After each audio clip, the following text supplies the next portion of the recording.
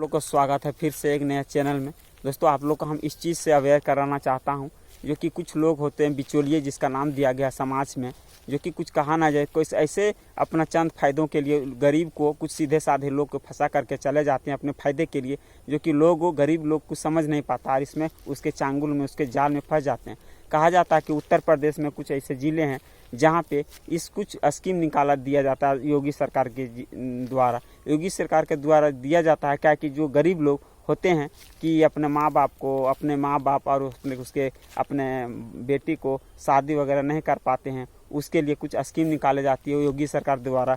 योगी सरकार चाहती है कि हमारे गरीबों को भलाई हो और वो अपना समाज में वैसा काम ना हो जो कि लोगों को बदनामी सहना पड़े। कहा जाता है कि योगी सरकार बहुत अच्छे से काम कर रही थी और हर एक लोग जान रहे थे कि योगी सरकार हमारे लिए बहुत अच्छे से काम करती है। उसके ज़िले में, उसके पूरा स्टेट में, उसके अगल बगल के स्टेट के लोग जानते थे कि योगी सरकार बहुत अच्छी सरकार है यूपी में। लेकिन कुछ लोग ऐसे बदनाम करने और ऐसे लोग आ जाते हैं जो कि समाज को खोखला करके रख देती है।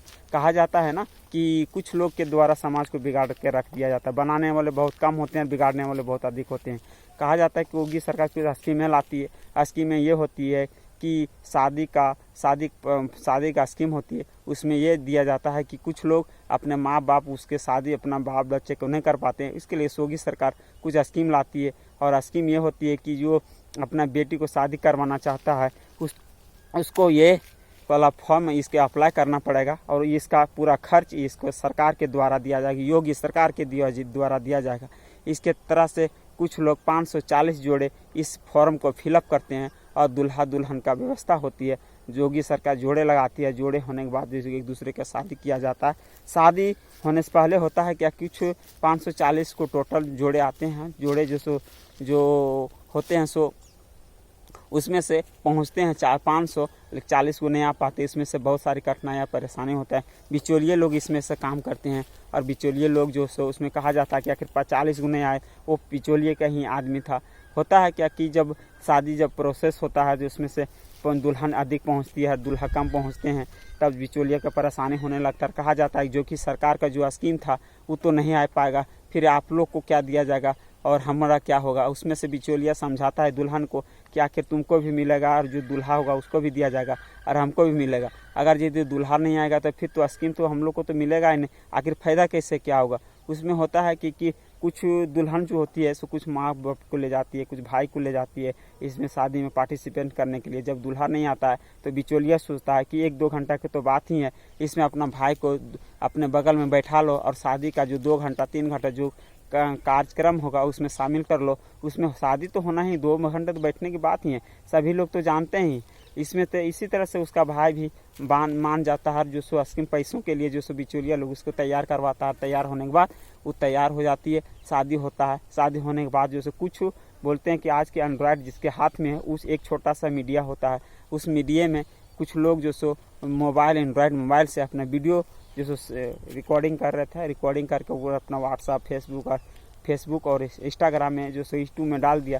सभी लोग ये वीडियो बहुत तेज़ी से वायरल हो रहा था और लोगों को, योगी सरकार को बहुत तरह से वाहवाही कर रहे थे और उसको नाम तारीफ कर रहा था कि वह योगी सरकार बहुत अच्छी सरकार है यूपी में। और जो सो लोग जो सो इसको वो तारीफ कर रहे थे। लेकिन कुछ ये जो वीडियो बना था, जो डाला गया था यूट्यूब सोशल मीडिया में, वो तेज़ी से वायरल हो रहा था। और तेज़ी से वायरल होने के बाद होता है कि यह वीडियो देखा जाता है। सो कुछ उसमें से कुछ लोग, जो लड़की थी से कुछ लड़कियां शादीशुदा भी पहुंच गई थे। जब देखा जाता है कि कुछ लोग जो लड़की को भाई से शादी करवा रहा था, उसमें देखता कि तो सगा भाई बहन है, इसमें शादी ऐसा हुआ तो हुआ कैसे। इसमें बहुत तेज़ी से वायरल होता है। लड़की के घर वाला भी देखता है कि दोनों भाई बहन शादी किया है। लड़की का ससुराल वाला भी देखता है ये लड़की अपने भाई से शादी कर लेती है। तो आखिर इसमें से भारी टेंशन हो जाती है। समाज के बीच में बहुत गंदी माहौल फैलने लगती है और कहा जाता है आखिर क्या हुआ। इस तरह से आगे बढ़ती है बात को। फिर अफसर लोग भी जानते हैं, तो उसमें बहुत सनसनीखेज फैल जाती है और अफसर जांच पड़ताल नहीं कर पाते। इसके बाद अफसर जब जाती है तो अफसर कुछ ग्राम पंचायत में जाती है और वहाँ पे जब छानबीन करती है तो पता चलता है कि दोनों भाई बहन हैं और भाई बहन शादी आखिर हुआ तो हुआ कैसे।